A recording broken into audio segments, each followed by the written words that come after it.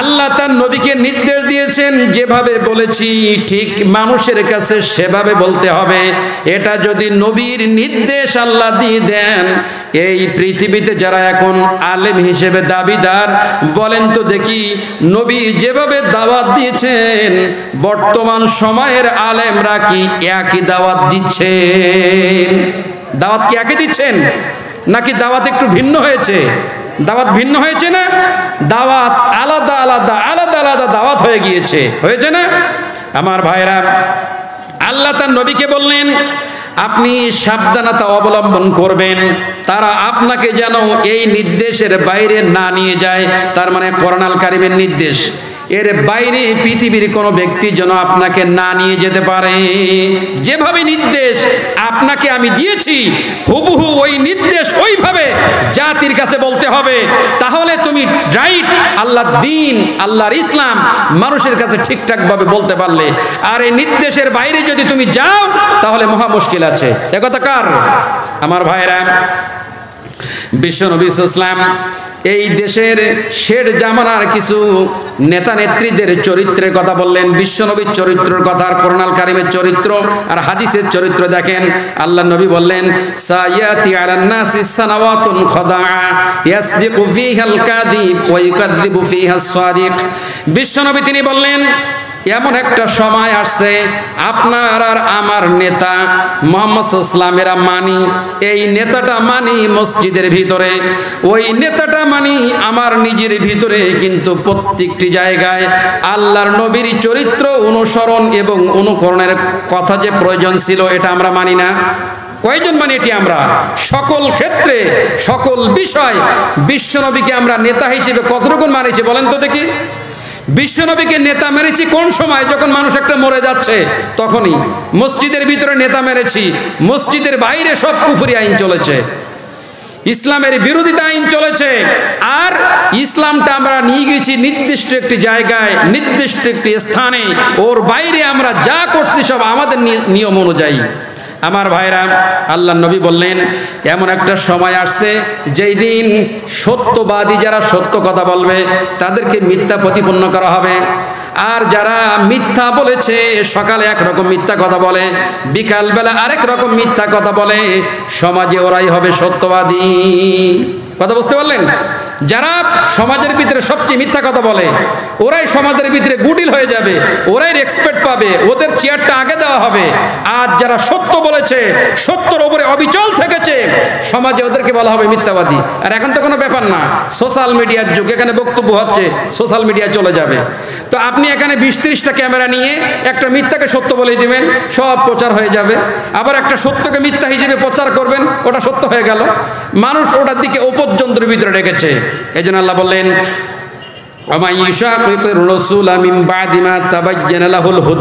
আল্লাহ তাআলা বললেন কোন ব্যক্তির নিকট যখন সত্য আসবে, কোন ব্যক্তির নিকট যখন কি আসবে, কোন ব্যক্তির নিকট সত্য আসবে, একথা কার? আল্লাহ তাআলা। তিনি বললেন কোন ব্যক্তির নিকট যখন সত্য আসবে, এ জেনেছে এটা হলো ইসলামের পথ, কোরআনের পথ, হেদায়েতের পথ, এটি ও সব জেনেছে। জানার পরেও ওই ব্যক্তি যদি রাসূলের বিরুদ্ধে আচরণ করে, তার মানে সত্যটাকে গ্রহণ না করে রাসূলের বিরুদ্ধে। সত্য যদি কোনো ব্যক্তি গ্রহণ না করে তাহলে বিরোধ করছেন কার? রাসূল সাল্লাল্লাহু আলাইহি ওয়াসাল্লামের। পৃথিবীতে যেই নেতার অনুসরণ করেছি, এই নেতা নির্দিষ্ট একটা টাইম, কিছুক্ষণ পরও থাকবে না। কিন্তু মুহাম্মদ সাল্লাল্লাহু আলাইহি ওয়াসাল্লামের ব্যাপারটা ভিন্ন। আল্লাহ বললেন ওমা ইউশাকিকুর রাসূল মিন বাদি মা তাবায়্যানা লাহুল হুদা। কোন ব্যক্তির সামনে যদি সৎ পথ আসে, ইসলামের পথ আসে, এটাকে যদি বাদ দেয় যে না এটা আমি মানতে পারলাম না, এটা যদি হয়, আর ওই ব্যক্তি যদি রাসূলের বিরুদ্ধে আচরণ করে, আর মুমিনরা যে পথে চলেছে হুদা ওয়াত্তাবি গায়রা সাবিলিল মুমিনিনা নুওয়াল্লিহি মা তাওয়াল্লা ওয়া নুসলিহি জাহান্নাম। আল্লাহ তাআলা বললেন আর মুমিনরা যে রাসূলের পথে চলেছে, অবলম্বন করেছে, ওই পথে আপনি আর আমি যদি অবলম্বন না করি, আল্লাহ বললেন ও যে পথে যাবে আমি ওর সেই পথে পাঠাই দিব। কথা বুঝলেন? সৎ পথ এসেছে, রাসূলকে আপনি অল্টারনেট করেছেন, রাসূলকে ডিনাই করেছেন। আর 3 নাম্বার হলো এটাই, মুমিনরা যে পথে চলেছে, একটা সময় আল্লাহর নবী থাকবেন না, এটা আল্লাহ জানেন। একটা সময় রাসূল পৃথিবীতে থাকবে না, তখন আসবে বাবার সময়, তখন আসবে বিভিন্ন সিলসিলা, তখন আসবে বিভিন্ন দরবার। একটা জিনিস মনে রাখেন, আল্লাহর একটা বিরাট কারিশমা এখানে আছে। বিশ্বনবীর 2টা পুত্র সন্তান, একটাও বেঁচে নেই, আছে নাকি? একটাও বেঁচে নেই। আর রাসূল সাল্লাল্লাহু আলাইহি ওয়াসাল্লাম খাতামান নাবিয়িন, তারপরে আর নবীও রাসূল নেই। কোন কায়দায় যদি একজন সন্তান তার পৃথিবীতে বেঁচে থাকতো, তাহলে এই পৃথিবীর এক শ্রেণীর মানুষরা আল্লাহর নবীর পরে বলতো ইনু নবী। কথা বলেন, বলতো ইনিও নবী। এই জন্য আল্লাহ সিস্টেম করে উঠাই নিলেন। এটা আমরা কিভাবে এখন বুঝতেছি? বাবা যদি পীর হয়, ছেলে হয় পীরজাদা, হয় কি হয় না? মানে বাবা পীর তাই ছেলেও পীর। আপনি ডাক্তার, আপনার ছেলেও কি ডাক্তার হবে? বলেন, আপনি ডাক্তার, আপনার ছেলেও ডাক্তার। আপনি ইঞ্জিনিয়ার, আপনার ছেলেও ইঞ্জিনিয়ার। মানে পরম্পরা ইঞ্জিনিয়ার হয় এগুলো। আপনি স্কুলের মাস্টার, হেডমাস্টার, আপনার ছেলেও হেডমাস্টার। আপনার ছেলে যদি দাবি করে না আমার বাবা হেডমাস্টার, আমিও হেডমাস্টার, আপনি কি মানবেন? মানবেন না। পৃথিবীর দিকে আপনি মানবেন না, কিন্তু ধর্মের বেলায় মানলেন। আমার বাবা পীর, আমি পীর। আমার দাদা পীর, আমি পীর। আমার 14 গোষ্ঠী পীর। এইভাবে পীর থাকতে থাকতে থাকতে থাকতে কিয়ামত পর্যন্ত পীর এইভাবে থেকেই গেল। বলতেছিলাম আল্লাহ তাআলা তাদেরকে সাবধান করে বললেন, ওমাই ইউশাকিকির রাসূলা মিন বাদি মা তাবায়্যানা লাহুল হুদা। সৎ পথ সামনে এসেছে। সৎ পথটা কি? কোরআনের পথ। আল্লাহ তাআলা বললেন, ওয়ালাল্লাহি কাসদুস সাবিলি ওয়া মিনহা জাইর ওয়ালাউ শাআ লাহাদাকুম আজমাইন। আল্লাহ তাআলা বললেন, এই পৃথিবীতে অসংখ্য বাঁকা বাঁকা পথ আছে, বক্র পথ আছে। তার ভিতরে হেদায়েতের পথটা কেবলমাত্র আল্লাহ তাআলা দেখাইছেন। হেদায়েতের পথ কে দেখান? হেদায়েতের পথ কোনো ব্যক্তি দেখাতে পারবে না। কোনো বাবা হেদায়েতের পথ দেখায় না। কোনো পীর হেদায়েতের পথ দেখাতে পারবে না। কোনো দরবার হেদায়েতের পথ দেখায় না। হেদায়েতের পথটি আল্লাহ তাআলার পক্ষ থেকে এসেছেন। এই পথের ভিতরে অসংখ্য বাঁকা বাঁকা পথ রয়েছেন। যেই বাঁকা পথ, প্রত্যেকটা বাঁকা পথের ভিতরে জাহান্নাম, প্রত্যেকটা বাঁকা পথের ভিতরে শয়তান বসে আছে। আর আল্লাহ বললেন, আমি ইচ্ছে করলে প্রত্যেকটা মানুষদের হেদায়েতের পথে নিয়ে যেতে পারতাম। একথা কার? আল্লাহ তাআলার। আল্লাহ বললেন, হেদায়েতের পথটা আমি দেখাই। পৃথিবীর কোন ব্যক্তি হেদায়েত দিতে পারে না, হেদায়েত দেখাতে পারে না। আমার ভাইরা, বিশ্বনবী একটা হাদিস বলেন, হযরতে আব্দুল্লাহ ইবনে মাসউদ রাদিয়াল্লাহু তাআলা আনহু তিনি বললেন, সালাসুন ক্বাদ হাররামা আলাইহিমুল জান্নাতা মুদমিনুল খামর ওয়াল আক ওয়াদ দায়ুস আল্লাযী ইউকিরু ফি আহলিহিল খাবুস। বিশ্বনবী তিনি বললেন, এই পৃথিবীতে 3 ক্যাটাগরির মানুষ রয়েছেন, যাদেরকে আমি নবী বললাম জান্নাত হারাম, এরা জান্নাতে যাবে না। এই পৃথিবীতে কোন নেতা আপনাকে জান্নাতের টিকিট দিতে পারলো না। জাহান্নামের টিকিট দিয়েছে বটে, কিন্তু জান্নাতের টিকিট আপনারে দিতে পারলো না। আল্লাহর নবী বললেন, আমার 3 শ্রেণীর উম্মত রয়েছে, যাদেরকে আমি নবী জান্নাত হারাম করে দিয়া দিলাম। জান্নাতে তারা যাবে না। তার 1 শ্রেণী হলো যারা নেশা দ্রব্যের সাথে জড়িত আছে। নেশা দ্রব্যের সাথে যারা জড়িত আছেন, আমার ভাইরা, নেশার সাথে নেই কি বলেন তো দেখি? সবাই তো নেশার সাথে জড়িত আছে। এ বলেন আছে না নাই? আমার ভাইরা, নেশা করে না এমন কোনো ব্যক্তি নেই। কেউ নেশা বোতলে করে, আর কেউ নেশা হাতের ভিতরে ডলে ডলে গালের ভিতরে ঢোকায়। নেশা কি? নেশা না? নেশা না এটি? আমার ভাইরা, 100 ভাগের ভিতরে ম্যাক্সিমাম 60% মানুষরা এই নেশার ভিতরে জড়িত আছে, যা একেবারে কুল্লু মুস্কিরুন হারামুন, একেবারে কুল্লু হারাম করে দিয়েছেন। যে ব্যক্তি নেশা দ্রব্যের সাথে জড়িত, আল্লাহর নবী বললেন ও জান্নাতে যাবে না। আজকের পর থেকে তওবা করতে হবে। জীবনে যা করেছি করেছি, আজকের পর থেকে জীবনে কোনোদিন নেশার সাথে জড়িত আর হব না। পারবো তো ইনশাআল্লাহ? কথা বলেন, পারবেন তো ইনশাআল্লাহ? যে আজকের পর থেকে যা করেছি করেছি, আর কখনো কোনোদিন নেশা দ্রব্য জিনিস। এ খনি আছে না আপনাদের দেশে? খনে খনে খান নাকি আপনারা? খনে কি নেশা? খনে কি নেশা? আমি যদি এখন স্টেজে বসে আপনাদের সামনে খনে ডলে গালে দেই, আপনাদের বড় খারাপ লাগবে যে কি ইমাম সাহেব নিয়ে আসছে, কি হুজুর নিয়ে আসছে, এখানে কি মৌলভী সাহেব নিয়ে আসছে, স্টেজে বসে বসে খনে খাচ্ছে। তা আমি স্টেজে বসে খনে খালে আপনার দৃষ্টি যদি খারাপ হয়, তাহলে আপনি আল্লাহর জমিনে খনে খাচ্ছেন, আল্লাহর কি ভালো লাগে? কথা বলেন তো? আপনি তো খাচ্ছেন, জিনা এটা করা যাবে না। আমার প্রতি যে আল্লাহর যে নিয়ম, আপনার প্রতি একই নিয়ম, দুরকম কিছু নেই।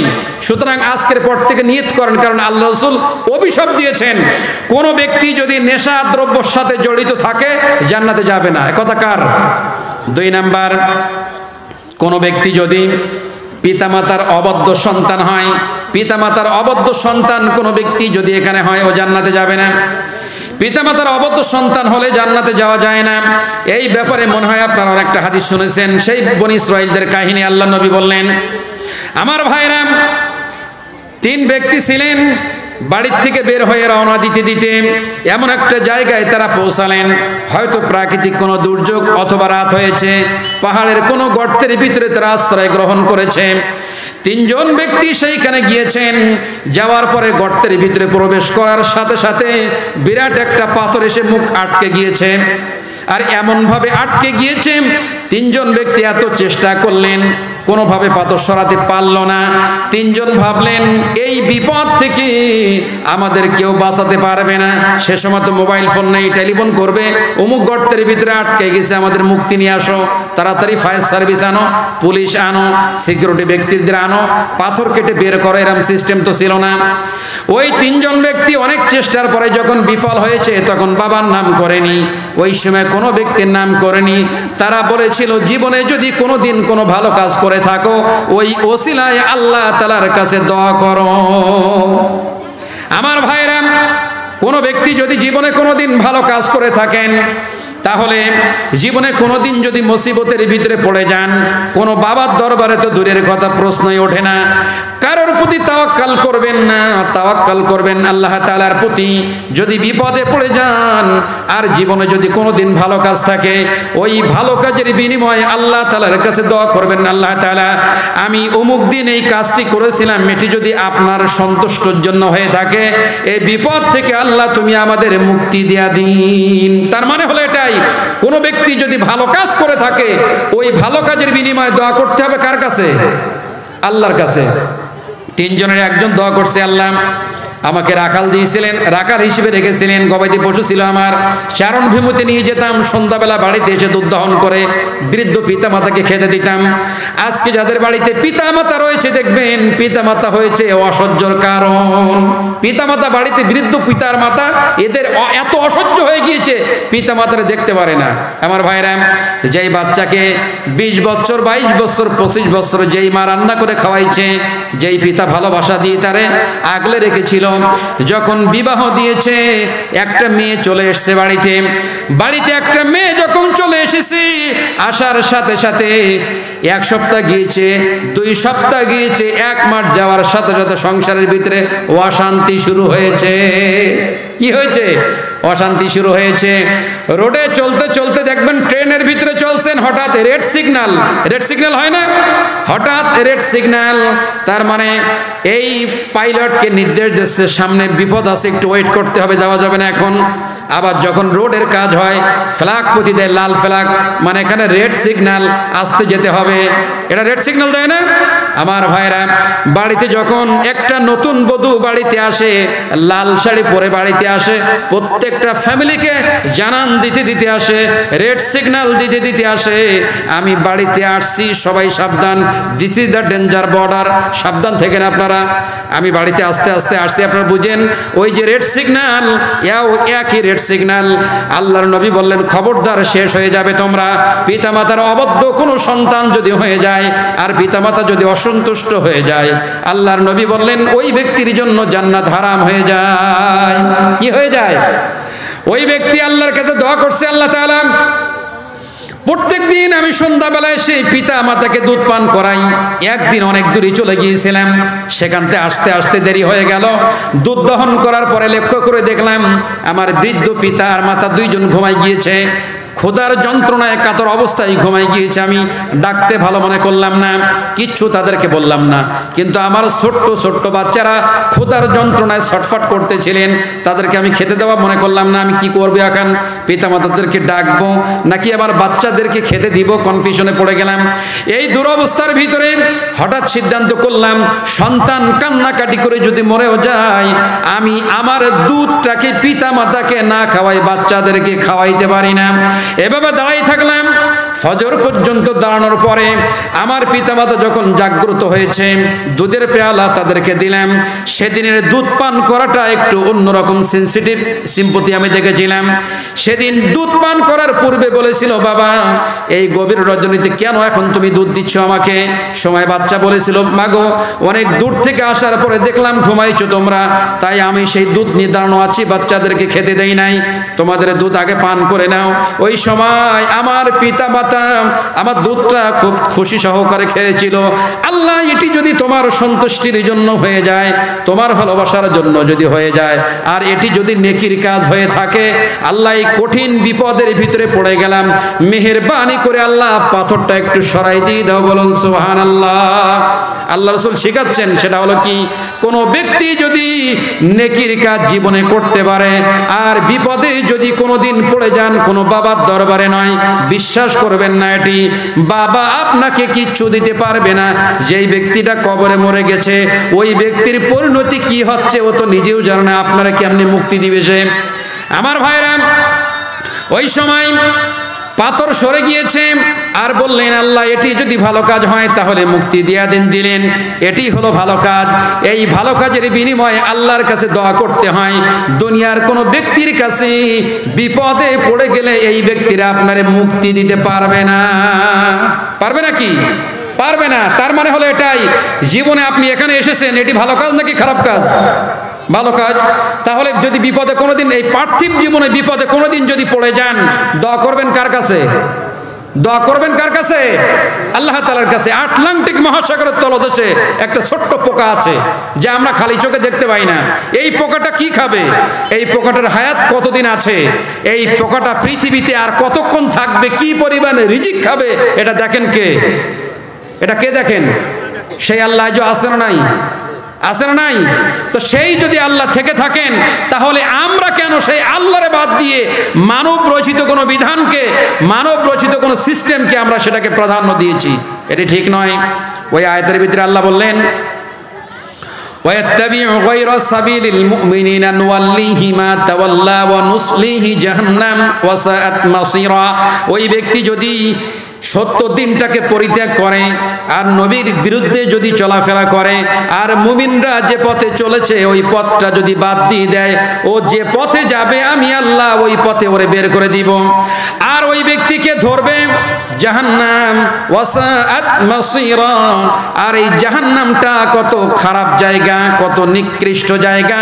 জাহান্নাম এত নিকৃষ্ট জায়গা যা বলে শেষ করা যাবে না।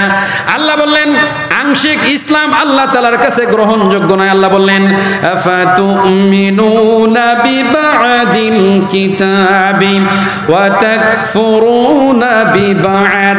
কোন ব্যক্তি ইসলামের কিছু অংশ মানবে আর কিছু অংশ ছেড়ে দিবে, এটা আল্লাহ বললেন ওটা কোনোটাই আল্লাহর কাছে গ্রহণযোগ্য না। অনেকেই আছে না, রমজান মাস আসলে, জুমার দিন আসলে, জুমার রাত আসলে একদম মসজিদ ভরপুর হয়ে যায়, বিরাট ব্যাপার সেবার হয়ে যায়। এটি রাইট নয়। আল্লাহ বললেন ইসলাম কিছু মানবে আর কিছু মানবে না, এমনটা নয়। এটা আল্লাহ তাআলা গ্রহণ করবে না কোনোভাবে। আমার ভাইরা, আল্লাহ তাআলা কোরআনুল কারীমের ভিতরে বনি আদমদেরকে এত ভালো ভালো কিছু মেসেজ দিয়েছেন, কিন্তু বনি আদম তা তো বুঝলো না, সে পথ অবলম্বন করতে পারলো না। কোরআনুল কারীম এত সত্য জিনিস জানার পরও বিশ্বাস করলে মানুষ কোরআনুল কারীমের দিকে আসতেন। আব্বাসীয় খলিফার যুগে বাদশাহ মামুনুর রশিদ তিনি ছিলেন বাদশাহ। আব্বাসীয় খলিফাতে বাদশাহ মামুনুর রশিদ প্রত্যেক বছর এরকম একটি সম্মেলন হতো তার দরবারে। এই সম্মেলনের ভিতরে বিভিন্ন ক্যাটালগের ধর্মযাজকরা আসতেন, ধর্মগুরুরা আসতেন, সেইখানে প্রাঞ্জল আলাপ আলোচনা করতেন। ঠিক একই বছরের ভিতরে এমন একজন ব্যক্তি আসলেন, অত্যন্ত সুগন্ধি উত্তম পোশাক পরে দরবারে প্রবেশ করলেন আর এমন ভারসাম্য অলঙ্কারপূর্ণ বক্তব্য রাখলেন, বাদশাহ মামুনুর রশিদের হৃদয় ভরে গিয়েছে। অনুষ্ঠানের লাস্টে ওই ব্যক্তিকে বললেন, আপনি কি ইহুদি? তিনি বললেন হ্যাঁ। ওনাকে দাওয়াত দিলেন, আপনি যদি ইসলাম গ্রহণ করতেন আপনার প্রতি আরো সৎ আচরণ করতাম আমরা। তিনি বললেন না, এটা হবে না, আমার বাপ দাদারা ধর্ম বাদ দিয়ে আমি ইসলাম মানব না বা গ্রহণ করতে পারবো না, আমারে বলবেন না এটি। অনেক দাওয়াত দিলেন, করলেন না গ্রহণ। লোকটা বের হয়ে আসলেন। ঠিক একটি বছর পর আবার বাদশাহ মামুনুর দরবারে আসলেন। 1 বছর পর লোকটা যখন আসলেন, ওই ব্যক্তি ফিকাহ শাস্ত্রের উপরে বক্তব্য রাখলেন, কিন্তু এবার আসলেন লোকটা মুসলিম হয়ে। কি হয়ে? লোকটা মুসলিম হয়ে আসলেন।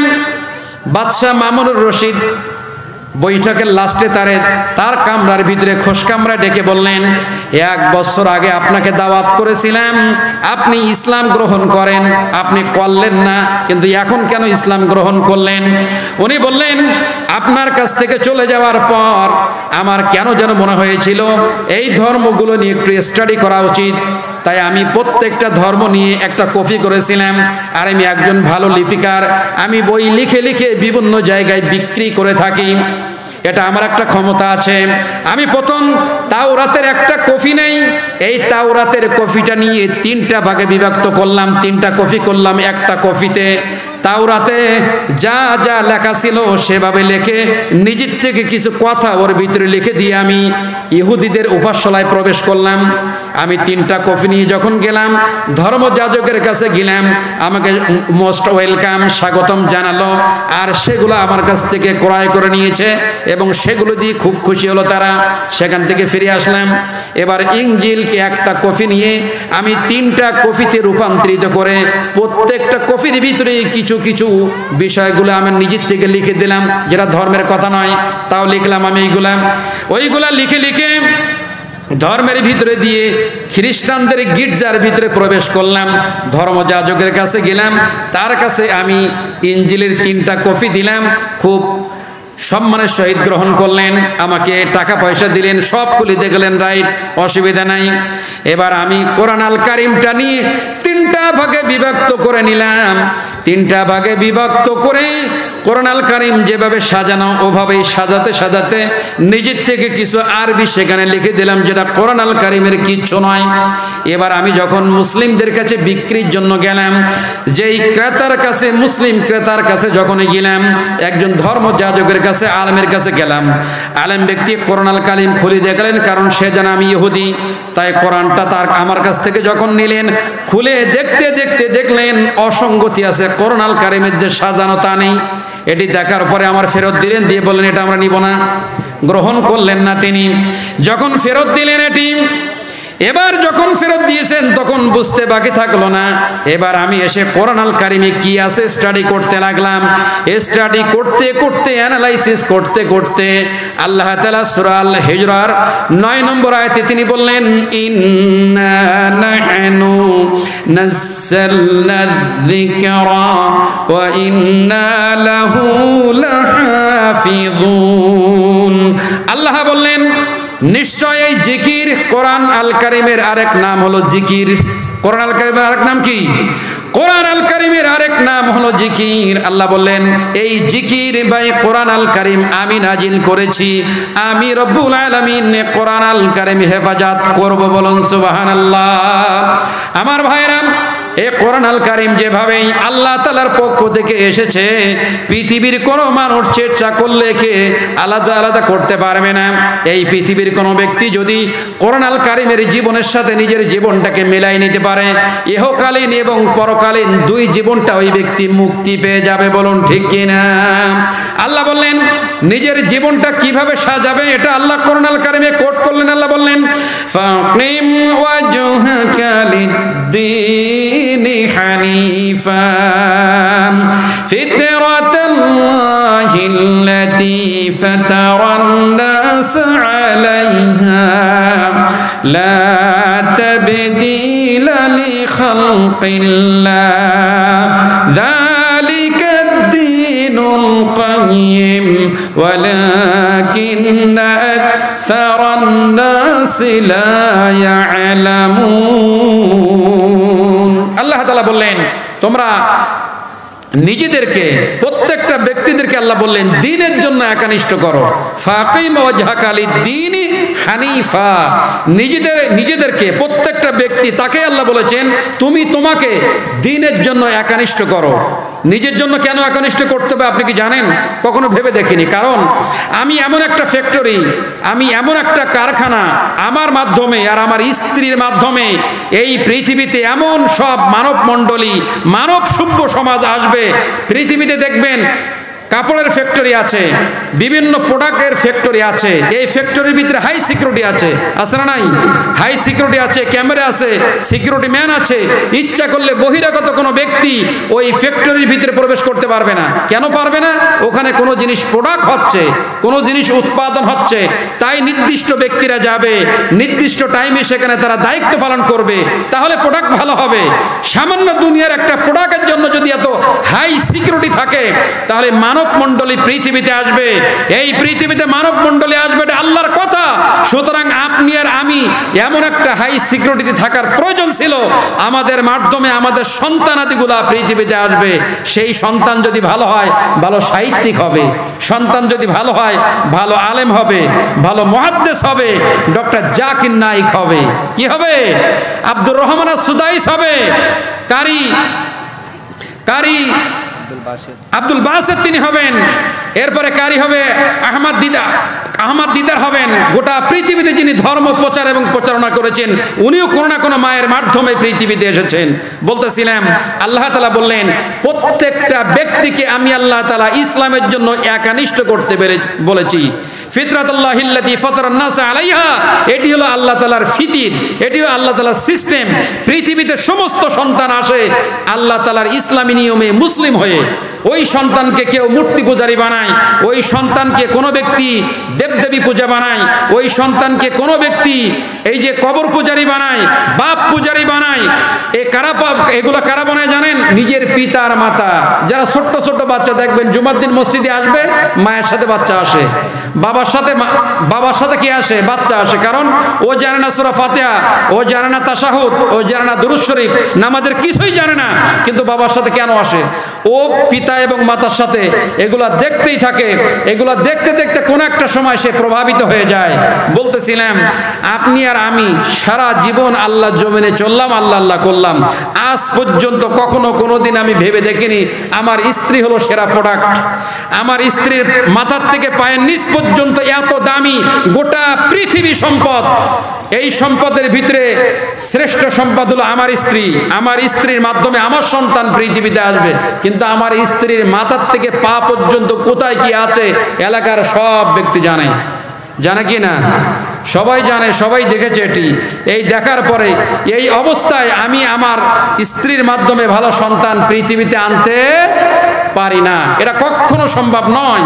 এই জন্য আমাদেরকে এমনভাবেই আল্লাহ তাআলা নির্দেশ দিলেন যে তুমি ইসলামের জন্য এমনভাবেই একনিষ্ঠ হও যে তোমার মাধ্যমে পৃথিবীতে এমন সব সন্তানেরা, এমন সব ঔরজাত, এমন সব বংশ পরম্পরা আসবে তোমার পরে, তারা যেন পৃথিবীতে ইসলামের হাল ধরে রাখতে পারে। কিন্তু দুর্ভাগ্য হলেও সত্য, মুসলিমদের ইতিহাসটা মুসলিমরা জানে না। এরা জানে একদম বলিউড আর হলিউডের যত নায়ক এবং নায়িকা 14 গোষ্ঠী কোথায় আছে, কোন দেশের খেলোয়াড়, সেই দেশের খেলোয়াড় কিভাবে চুল কেটেছে, কোন জার্সি পরে, কিভাবে প্যান্ট পরে, কিভাবে মোছ রেখেছে, কিভাবে চুল কেটেছে। আমার দেশের ইয়ং জেনারেশন যারা আছেন তারা তাদের সাথে ফিল করে, তারা তাদের অনুসরণ করেছে। অথচ এ আমার সন্তান, একার সন্তান, এ হলো আমার সন্তান। আমাদের মেয়েরা নায়িকাদের অনুসরণ করে, সেইভাবে ড্রেস তারা করতেছে, সেইভাবে মেকআপ করতেছে। টাকা হলো আমার, মেয়ে হলো আমার, অন্যায় করতেছে। কিয়ামতের মাঠে আল্লাহর দরবারে আমাকে হিসাব অবশ্যই দিতে হবে। সম্মানিত দিনী ভাই, বলতেছিলাম দিনের কথা, ইসলামের কথা। একটা মোটামুটি একটা টাইম আমরা অতিবাহিত করতেছিলাম, সময় আমরা ব্যয় করতেছিলাম। এই সময়ের ভিতরে এই সময়ের ভিতরে হয়তো আমরা অনেক কথা আমরা শুনলাম, বুঝলাম। কয়েকটা কথা আপনাদেরকে বলেছিলাম যে 3 ব্যক্তি আল্লাহ জান্নাতে যাবে না। এক, যারা নেশা দ্রব্যের সাথে জড়িত, আজকের পর থেকে নিয়ত করবেন আর কখনো কোনোদিন খুনে খাবেন না। খুনে এইভাবে ডোলে গালের ভিতরে দেন না আপনারা? পানের সাথে জর্দা খান নাকি? খান কিনা আমি জানি না, মা বোনরা খায় কিনা তাও আমি জানি না, আল্লাহু আলাম। যদি খুনে খান, পানের সাথে জর্দা খান, সালাত আদায় করে কি হবে? আজকের পর থেকে নিয়ত করবেন যে এগুলো আর করবো না। 2, পিতামাতার অবাধ্য হবেন না। আর 3 নাম্বার দায়ুস। দায়ুস বলা হয় নারীদেরকে, দায়ুস বলা হয় পুরুষদেরকে। মানে বিষয়টা কেমন হয়েছে জানেন? একজনের বাড়িতে কয়েকজন বন্ধু বেড়াতে গেছে, তার দোলস ঘরে বসে আছে। তো ওই সময় বাড়িওয়ালা বলছে যে আপনারা একটু সরে যান, আমার স্ত্রী একটু বাজারে যাবে। কোথায় যাবে? আমার স্ত্রী একটু বাজারে যাবে। এটাই হলো দায়ুস। স্ত্রীকে বেপর্দায় করে, মানে বন্ধুদের সামনে নিয়ে যায়, বেপর্দা করে ফেলে। এই যে কত বড় জাহান্নামের নরকীট, কত বড় খারাপ এটি। এ পুরুষ নয়, নতংস। নিজের স্ত্রীকে অন্যের কাছে বিলিয়ে দেয় কাজ পাওয়ার জন্য, বন্ধুদের মনের বাসনা পূর্ণর জন্য। যারা এগুলা করেছেন এরা পুরুষ নামের কলঙ্করা। সেই জাহিলিয়াতের যুগে হয়েছিল এটি, যে সময় নারীদের কোনো দাম ছিল না, নারীদের কোনো মর্যাদা ছিল না। আর সেই অমর্যাদা থেকে আল্লাহ রাসূল সাল্লাল্লাহু আলাইহি ওয়াসাল্লাম নারীদেরকে এমন একটা অলংকার, একটা মর্যাদা এনে দিলেন। নারীদের জীবনে 3টে স্তর আল্লাহ তাআলার পক্ষ থেকে করে দিলেন।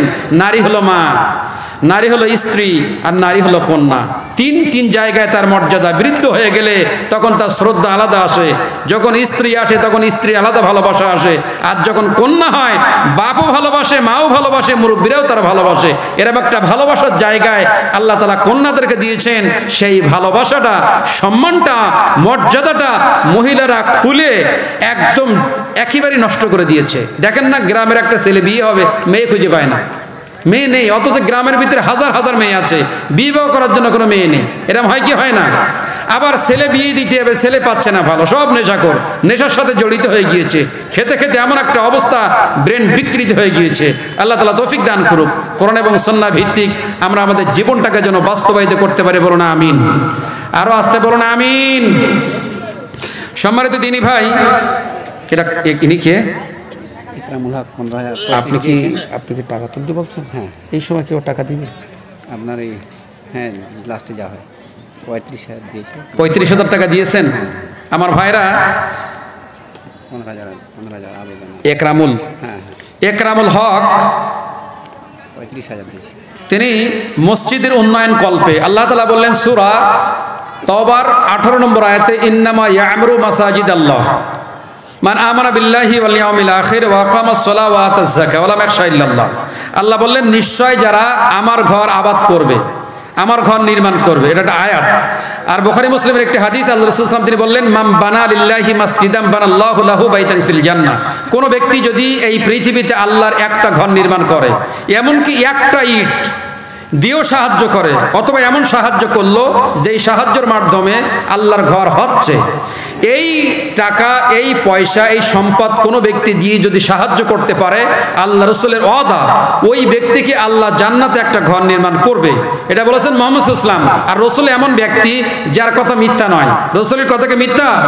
নিশ্চয় মিথ্যা নয়। আমি মুসাফির ব্যক্তি, অনেক দূর থেকে আপনাদের কাছে এসেছি, আর একটা রাষ্ট্র থেকে এসেছি।